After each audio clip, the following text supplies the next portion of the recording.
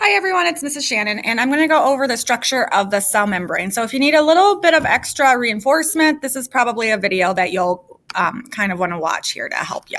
So what I'm going to do is make it a little bit larger for you to see. And you probably have in front of you a cell membrane coloring worksheet in which it has a table where you have to identify the structures and color them in appropriately at the top, but also tell what their function is at the bottom. So in Canvas, you have a Google Slides presentation that looks like this, and it also reviews the cell membrane using words here. So if you want to read through it, if reading helps you, by all means do so. But as a reminder, the cell membrane is also called the plasma membrane. They mean the same thing, just different words for different folks. It's made of a phospholipid bilayer, and if you remember, the prefix bi up on our root wall means two. They have a hydrophilic or a water-loving, attracting head, and the two hydrophobic, water-repelling tails.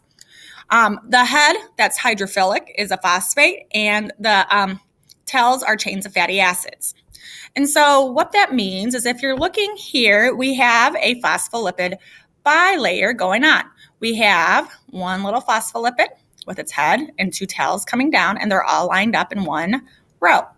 And then flip-flop the other way, we have another phospholipid row that is facing with its tails going up. This keeps the haters, those fatty acid tails that hate everything else, hate water, it keeps them together with other fatty acids, which they like, and it keeps the phosphate heads exposed to the water either on the inside or on the outside of the cell, whichever direction it's facing. Now also on this, you have cholesterol. Cholesterol, these little things here, they're put there because it keeps the cell membrane from becoming too rigid, especially when it starts to cool down. It keeps it from tightening up too much. It keeps these tails, gives them a little bit more room to move around in. So there's always a little bit of flexibility going on.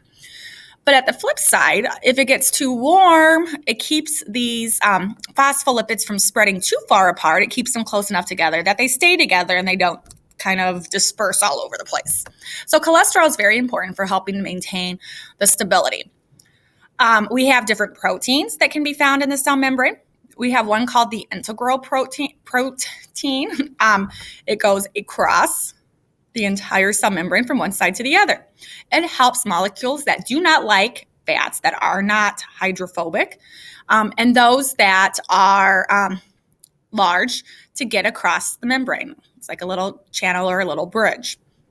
Remember, the only molecules that can go through easily are very small, non-polar, which means that they don't like water. So it's kind of like hydrophobic molecules, okay? You find out in science that there's always lots of terms that people want to use: non-polar, hydrophobic, polar, hydrophilic. They might mean slightly different things, but overall, it's the same word with similar meanings, or different words with similar meanings. Sometimes we also have proteins at the top here, and they act as a different type of transport to help get things through. These little chains here are called carbohydrate chains, and what they really work at is this another job that the cell membrane actually does. Besides selecting what goes in and out, they also signal and work in the communication. So cells can signal one another and send messages back and forth. And these carbohydrate chains kind of act as antennae to receive and send signals.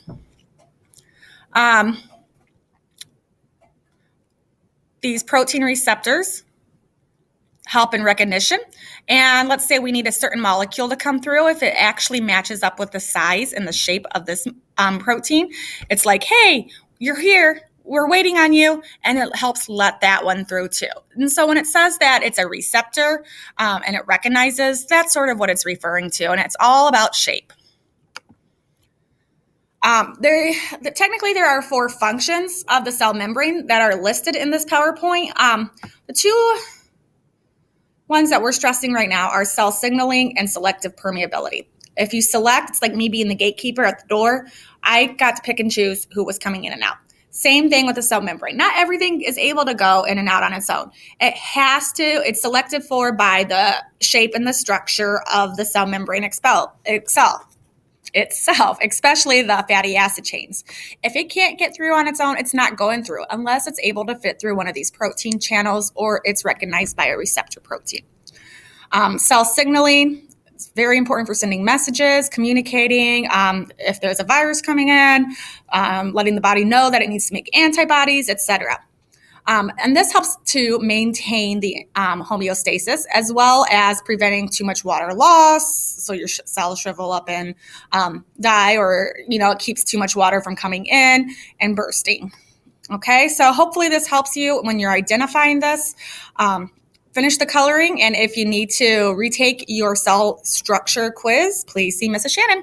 Thanks.